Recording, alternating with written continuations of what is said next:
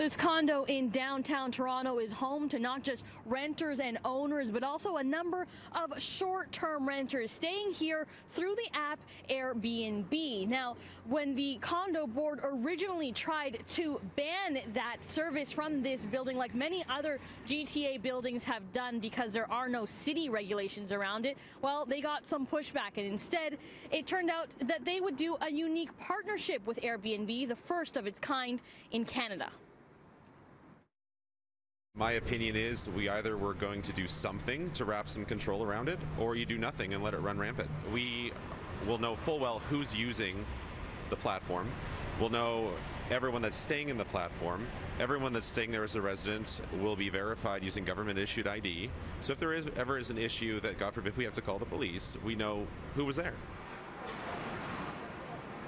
Nick Bednarz says the idea for the Friendly Buildings pilot project with Airbnb started after complaints came in about wear and tear on the buildings from short-term renters. But owners didn't want to end the practice because many had bought knowing the building's declaration explicitly allowed short-term rentals. Now, the new partnership will allow property managers to take 5% of listings and put some of that money back into shared amenities. But critics are saying that this is a slippery slope. A group called Airbnb says they're not against home sharing, but that these partnerships undermine city planning and would open the door for Airbnb to take an even bigger bite out of the city's dwindling rental stock.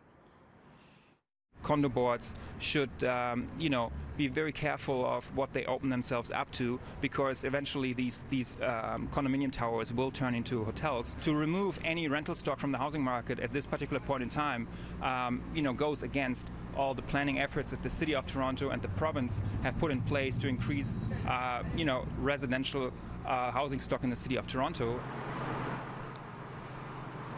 Now, Bednarz, who sits on the Neptune condo board, disputes the argument that his condo will turn into a de facto hotel because he says most of the owners in his building are renting rooms out, not the entire unit. They're using it as a means to supplement their income to essentially afford to live here.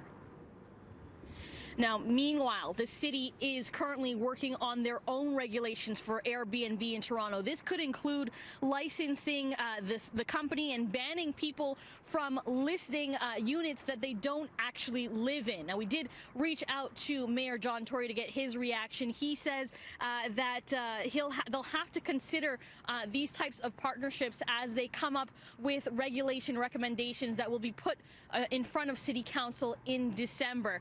As for Bednarz, who is on the condo board here, he says that once and if those regulations are passed, they will have to amend their partnership to work within those regulations.